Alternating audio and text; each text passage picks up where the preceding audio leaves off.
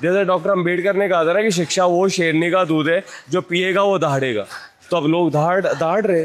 सुधीर चौधरी जो खुद को वरिष्ठ पत्रकार बताते हैं, उन्होंने भी कहा कि यह आंदोलन अभिजीत के हाथ में है। वो चाहे तो सोनम वांगचुक को शांत करा सकते हैं और भूख हड़ताल खत्म करा सकते हैं। तो सुधीर चौधरी वो तो रुपए के गिरने के फायदे बता सकते हैं, तो वो तो कुछ भी बोल सकते हैं। उसमें कोई दिमाग थोड़ी ना है, या शायद दिमाग तो बहुत है जो दूसरों को बरगलाने की कोशिश करता है। कोई सेंस बनी, रुपए गिरने का कोई फायदा हो सकता है कि हमारे देश की करेंसी गिरती है, पर वो बोल देता है। और सेम बात यहाँ पे है। मुझे बोलना तो नहीं चाहिए, लेकिन सोशल मीडिया आप भी चलाते हैं, मैं भी। तो हम देख रहे थे सोनम वांगचुक को चाइनीज एजेंट एंटी नेशनल करार करने की बात कही जा रही थी। ये जब देखते हैं विजेता, नहीं तो धर्मेंद्र प्रधान पहले चाइनीज एजेंट के साथ फोटो खिंचवा रहे थे क्या? वो जो सोनम सर और गीतांजलि मैम के साथ जो फोटो लगाया उन्होंने, वो क्यों किया था फिर? मतलब जैसे ही कोई इंसान बस एक डिसेंटली आपसे बस ये कहने लगे कि आप काम सही नहीं कर रहे, तो देशद्रोही हो जाते हैं, उनके ऊपर एनएसए लगाए जाते हैं। और फिर क्या हुआ उस एनएसए का बताइए? सोनम सर ही वो थे जिन्होंने कहा था कि चाइनीज एक्सकर्शन को रोको। सरकार की नाकामी उन्होंने दिखाई थी, जिन्होंने कहा था कि चाइनीज प्रोडक्ट्स को बॉयकॉट करो। तो ये कुछ भी अनाप शनाप बकवास करते हैं। साइंटिस्ट सोनम वांगचुक को भले ही इस वक्त जंतर मंतर से ले जाया जा चुका हो, लेकिन ये जोश देखिए। मैं चाहूंगी कैमरामैन एक बार आपको ये सैलाब दिखा दे जेनजी जनरेशन का, जो मुख्य तौर पर उमड़ा हुआ है। जय भीम के नारों के साथ गूंज उठा है जंतर मंतर। आप मुख्यतः ये तस्वीरें देख सकते हैं। अभिजीत दीप पर स्याही फेंकी जा रही है, तमाम टीका टिप्पणी की जा रही है। इसी को लेकर मुझे लगा एक बार विजेता से बातचीत कर लेनी चाहिए। लेकिन सबसे पहले उस तस्वीर के बारे में मैं जानना चाहूंगी, आपको कैसा महसूस हुआ जो हमने सुबह देखी? बहुत ही हॉरिफाइंग विजुअल्स थे वो देखना भी।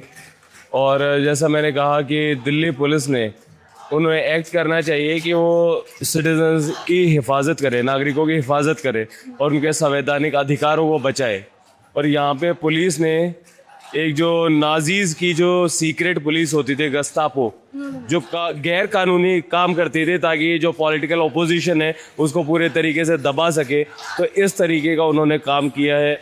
और ये वाकई लोकतंत्र के लिए काला दिन है। बताइए, पूरा विपक्ष, सपा प्रमुख अखिलेश यादव से लेकर मैं लगातार देख रहा हूँ पूरा सोशल मीडिया भरा पड़ा है, इसकी निंदा कर रहा है, लेकिन सत्ता पक्ष ने एक भी ट्वीट तक नहीं किया इस पूरे। तो यही तो उनकी बेशर्मी है ना। जैसा मैं पहले कह रहा था कि प्लेटो ने जो कहा कि जो इंसान पावर के लिए मरते हैं वो पावर में आना डिजर्व नहीं करते, क्योंकि वो पावर में आएंगे और उनका तो एटीट्यूड वैसा ही होगा, चाचा विधायक है हमारे और हम तो जी हमारा टशन है, हमारी नवाबी है। तो इसलिए पावर में ऐसे ही लोग आने चाहिए जो शरीफ लोग हों, जिन्हें पावर से मोह ना हो।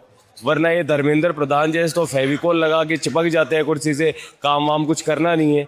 तो इतनी बेशर्मी, इतनी एरोगेंस, इतना इंडिफरेंस, तो वही अब जनता के बीच में जा रहा है उनका इम्प्रेशन। तो मैं देख रही थी जब अभिजीत फफक फफक के रो रहे थे तो आप उन्हें कंसोल कर रहे थे, वो क्षण आपके लिए कैसा था? हाँ, बहुत ही इमोशनल क्षण था, क्योंकि इतने टाइम से हम यहाँ पे बैठे हुए हैं। मैं तो हर रोज़ आता था तो सर को देखता था, पहले उनसे थोड़ी कुछ बात करता था, है ना। और अचानक से ये पता चलता है ना। फिर अभिजीत को देखा कि वो मतलब काफ़ी ज़्यादा टूट चुके थे। मैं टूट चुका था बिल्कुल अंदर से।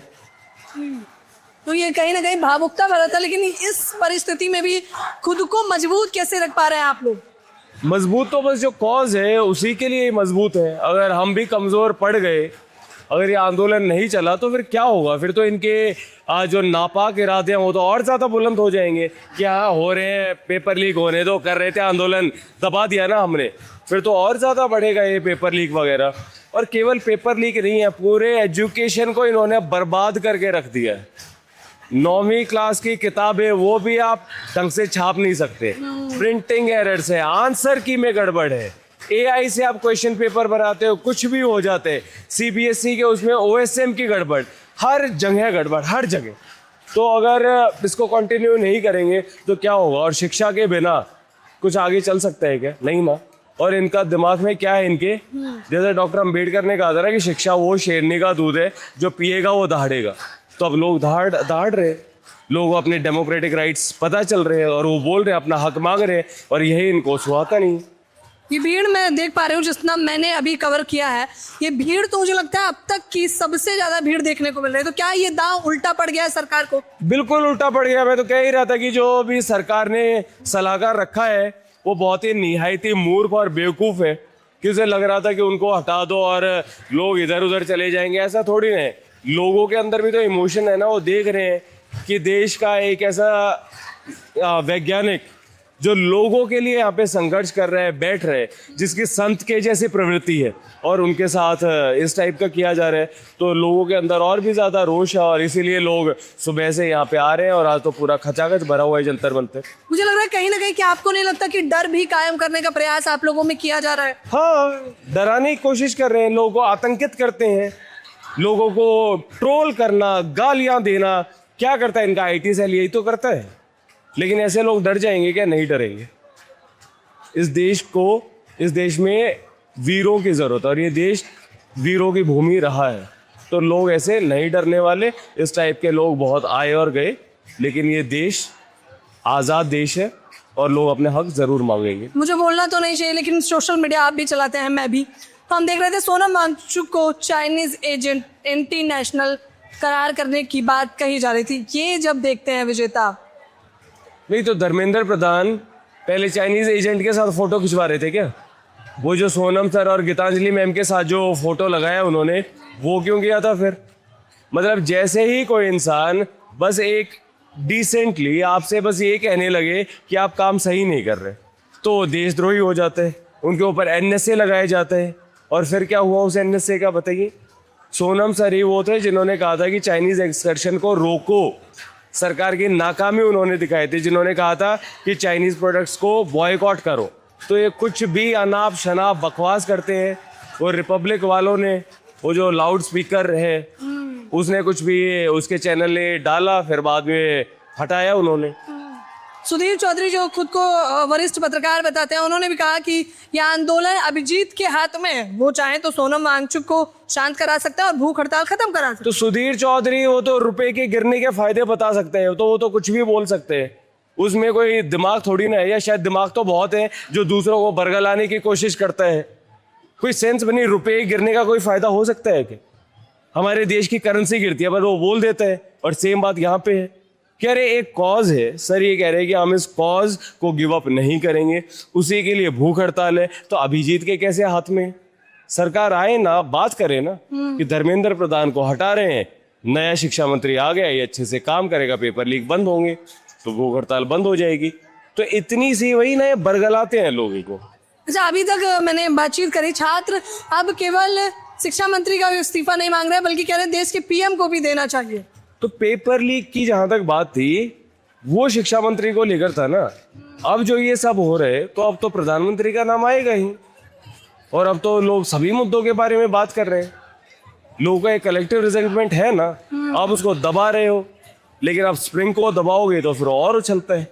तो ये रिजेंटमेंट के बारे में। आखिर में विजेता, अगर सरकार आपको इस वक्त देख रही है तो क्या कहना चाहिए? फिर से वही बात रिपीट करूंगा कि अपनी जो इस टाइप का जो है आपकी ईगो बैटल, इसको छोड़ दीजिए। घमंडी का सिर हमेशा नीचा होता है ना। हमारी माइथोलॉजी में भी हम देखते हैं, कंस का देखते हैं, रावण का देखते हैं, है ना, कि घमंड से कभी कुछ मिला नहीं। और इवन लोगों के, जनता के बीच में जो आपकी इमेज जा रही है, आपकी इमेज की पूरी मिट्टी पलीद हो गई है। लोग ये कह रहे हैं कि कैसा घमंडी और एरोगेंट प्रधानमंत्री है।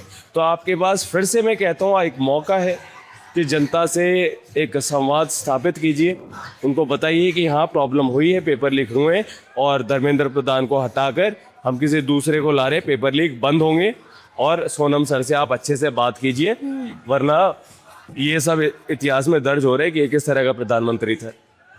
विजेता कह रहे हैं कि सरकार पहले ही बहुत ज्यादा छीछा लेदर कर चुकी है, लेकिन फिर भी अभी भी उनके पास मौका है, माफीनामे के साथ वो चीजें सुधार कर सकती है। लेकिन अगर अभी ऐसा नहीं करती तो एक दिन अहंकार भी चूर चूर हो जाएगा, और उसमें अब देर नहीं है। ये आंदोलन की तस्वीरें ये बताने के लिए काफी है। कैमरामैन नावेद के साथ ज्योति है।